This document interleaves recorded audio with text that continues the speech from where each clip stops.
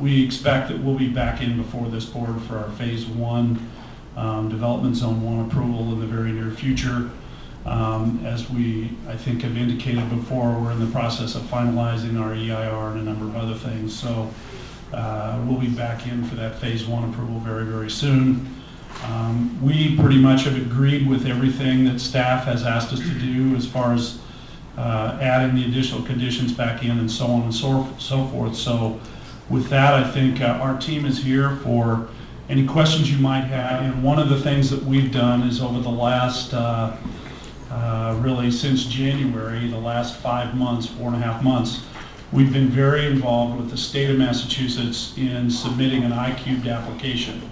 We, in fact, were the first entity to submit that application, and our intention is we're going to meet actually with the Finance Committee as well, and we are reporting back to both of those committees to give them information related to that I-cubed bond submittal, the level of comfort as far as cushion financially that the town will have with respect to those bonds, both from a property tax point of view and also a debt coverage ratio, and that's the purpose for those meetings over the next 2 days. It's strictly a financial issue related to the town's involvement in the I-cubed funding. Could you, as a follow-up question, if you could clarify for me, I recall in the earliest discussions of the I-cubed program that one of their requirements was full funding, full project funding as a condition for receiving. Is that true? Is that still how it's being played Well, out? I think that the intention of I-cubed is that they will want to see evidence. I think it was worded of financial worthiness, I think, of going forward on the project. We have provided them preliminary indications of that, and we intend to do some of that as well tomorrow and Wednesday night. And can you comment on the progress of the fundraising? No. No, I'm happy to meet, in private, discuss it in private, but I will say that we're making great progress on our financing, and we believe that there's every indication that we'll move forward to start construction this summer.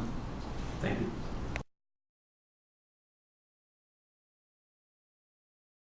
I'm curious, as these developments come through, with some of the questions that Mr. Rosenblum asked, will they be addressed in a public forum with the planning board, in triggers or whatever the wording was that we used, to allow public input and to see things how they develop, like a median strip, where's the roundabout going to be, what's the landscaping going to be. And the studio's been great with all this, talking with us, but because of so many other things that have happened, and so much other work to be done, these are things that haven't been addressed in detail yet, and I think that's always been very important to myself and my neighbors, that these details do get worked out. Thank you.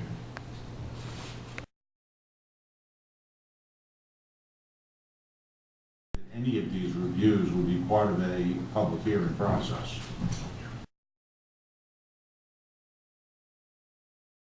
And I just want to thank all of you, everyone, for all the work that they have done. And one of the things that I was excited to read was that Plymouth Rock Studio had made a commitment to the rural character of the area that they were coming into. I've been living in this area since 1978, so I'm not an old timer, but 31 years.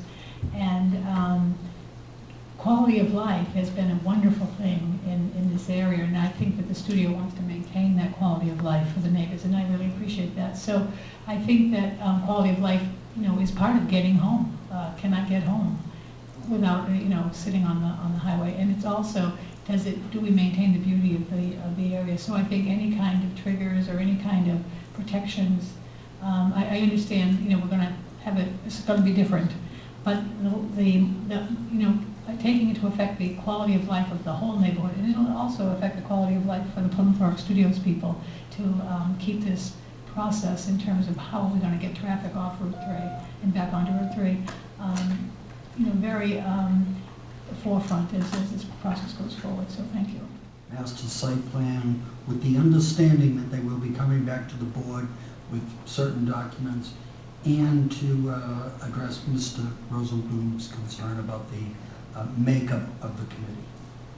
So with that motion, I assume that includes Malcolm's nitrogen language. Yes, that was the documents I was referring to in all the rest. We'll include some language on the triggers for when the offsite mitigation gets reviewed by this board also. And again, make it clear to this board that I think what we've given you is about 96% of what the report is, but what we'll do is now go back, finalize it, have additional review by the board.